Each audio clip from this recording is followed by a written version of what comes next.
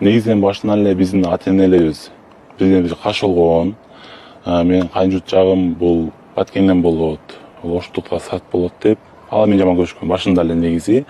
Менин атам болсо ал жакты ал көлдүктөр жакшы эл эмес, өлдүктөр, алар үйлөнбөй эле негизи каршылык болгон эки жактан тең. Ошол каршылыкка атам бир сөз айтты. Бул келинчен кыз чыкпайт деп айтып койду мага.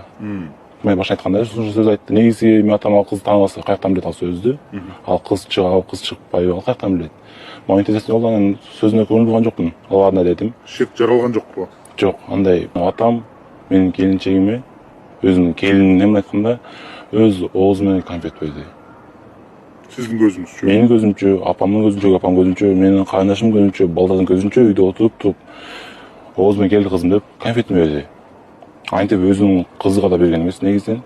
Мен жана ушундай нийт акыбалда калып калдым дагы. Келинчегиме айттым үйгө күндө барып, сен эмнеге алдың дедим. Сен ал кайнатаң болсо, анын келини болсун дедим. Эсли атаң болсо да бир жөн дедим десем, ал мага эмчен атам болот го, жөн эле коюңузчу деп эле калды. Мындай ошол сөзү мага андай бир коркуу сезимин айтты, бирок мен байкаган эмес экенмин да. Анда мындай ишенсең кабарым жок, иштеп кеттим. Майда, апрелде. Ошондо августтан апрелге чейин күндө зордуктап жүрүптүрбү? Жумасына 2 жолуна, башында. Кышына келгенде уже жумасына 3 жолу калыптыр. Андан кийин комнатама кирип келип бычак менен коркутту. Бычак менен коркутуп, сен менин баламдан чоңсуң, сен баламдын башын айлантырууга тийип алгансың. Андан кийин эме деп айттым. Мухаммад окуңур, балалуу болушуңар керек, күйөөңөр балалуу болушуңар керек, ал окуң, балалуу боло албайсың деди. Андан кийин сен менен жатышың керек деди. Мен бир бөйрөкмүн, мен инсульт кармап калсам, сен күнөөлүү болосуң деди. Анан апаң да менен жатпайт деди да. Ошол себептен сен менен жатышың керек, мен бир бөйрөкмүн, инсульт кармап калышым мүмкүн, ооруп калсам сен күнөөлүүсүң деди.